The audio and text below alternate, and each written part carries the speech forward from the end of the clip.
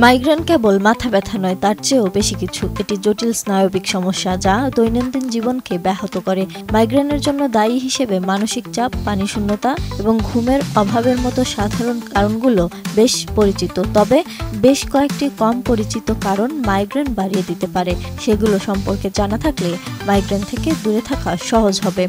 চলুন জেনে নেওয়া যাক। RICL TMX, যুগের পর যুগ স্থাপনা থাকে মজবুত।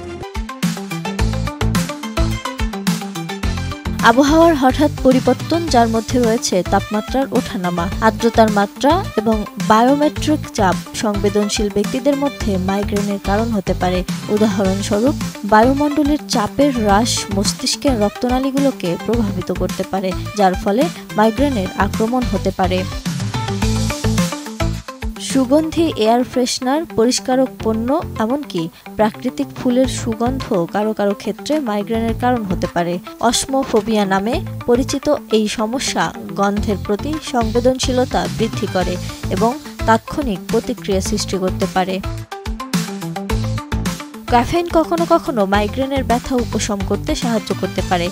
হঠাৎ করে বাদ দিলে তা মাইগ্রেনের কারণ হতে পারে। নিয়মিত ক্যাফেইন গ্রহণকারীরা যারা তাদের দৈনিক ডোজ মিস করেন, তাদের মাথা ব্যথা এবং মাইগ্রেন দেখা দিতে পারে। কারো কারো ক্ষেত্রে কিছু কৃত্রিম মিষ্টি, বিশেষ করে অ্যাসপার্টাম, মাইগ্রেনের আক্রমণের সঙ্গে সম্পর্কিত বলে মনে করা হয়। এটি নিউরোট্রান্সমিটারের মাত্রায় হস্তক্ষেপ করতে পারে এবং মস্তিষ্কে রাসায়নিক পরিবর্তন ঘটাতে পারে, যা মাইগ্রেনের কারণ হতে পারে। দীর্ঘ বিমান ভ্রমণে শুষ্ক বাতাস এবং পানি গ্রহণের অভাবের কারণে পানিশূন্যতা দেখা দেয়। পানিশূন্যতা মাইগ্রেনের একটি পরিচিত ট্রিগার। বিমান ভ্রমণেও চাপের পরিবর্তন জড়িত, যা মাইগ্রেনের সূত্রপাতকে আরও বাড়িয়ে তুলতে পারে। অনেকেই জানেন যে কঠোর আলো মাইগ্রেনের কারণ হতে পারে, তবে স্ক্রিন, ফ্লুরোসেন্ট বাল্ব থেকে ঝিকিমিকি আলো, এমনকি পানি থেকে প্রতিফলিত সূর্যালোকও সমস্যার কারণ হতে পারে। এই সংবেদনশীলতা ফটোফোবিয়া নামে পরিচিত এবং মাইগ্রেনে আক্রান্তদের মধ্যে সাধারণ। যদিও ঘুমের অভাব একটি সাধারণ ট্রিগার, তবে অতিরিক্ত ঘুমও মাইগ্রেনের কারণ হতে পারে।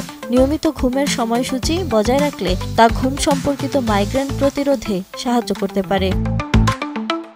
Lima Sayanti, desk report, ATN news.